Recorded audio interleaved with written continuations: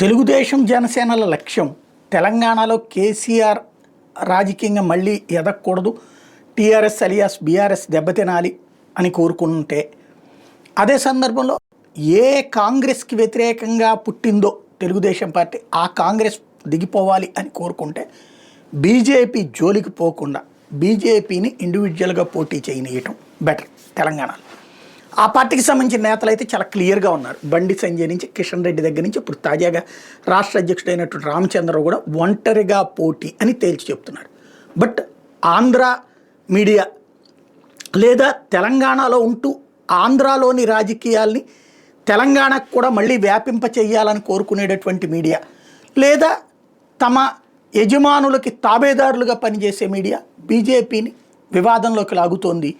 దానికి తోడు భారతీయ జనతా పార్టీలోని తెలుగుదేశం టీం ఆంధ్రాలో ఉన్నటువంటి వాళ్ళు ఆ వైపుకి లాగుతున్నారు.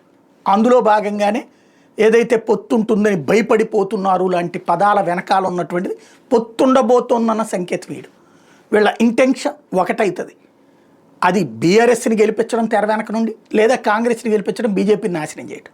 అంటే బీజేపీలోనే ఉండి బీజేపీకి వెన్నుపోటు పొడుస్తున్నటువంటి వాళ్ళు వీళ్ళు అతిపెద్ద సైంధవులు అనమాట, అతిపెద్ద జయచంద్రులు అనమాట. వీళ్ళు చాలా ప్రమాదకారులు.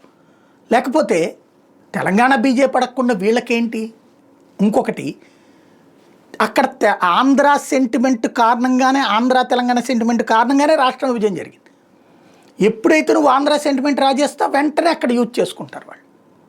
ఎప్పుడైతే బీజేపీ ఇప్పుడు నిదానంగా బలపడతా వచ్చింది, 8 పార్లమెంట్ స్థానాలకు వచ్చింది. తెలంగాణ చరిత్రలో లేదు అది, ఉమ్మడి ఆంధ్రప్రదేశ్ చరిత్రలో లేదు అది.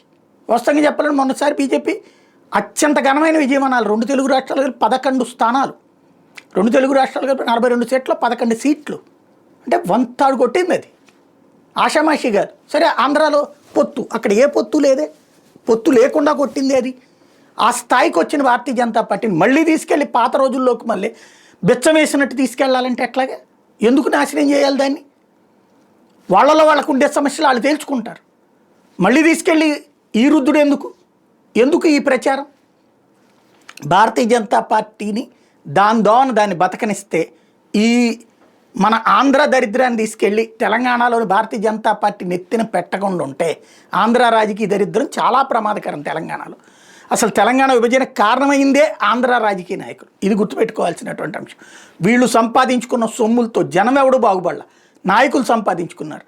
వాళ్ళని చూసి ఆంధ్రులు దోచుకున్నారన్నటువంటి పాయింట్తో పుట్టుకొచ్చిందే ఈ దరిద్రం అంతా. కాబట్టి బీజేపీ జోలికి తెలంగాణలో పోకుండా ఉంటే బెటర్.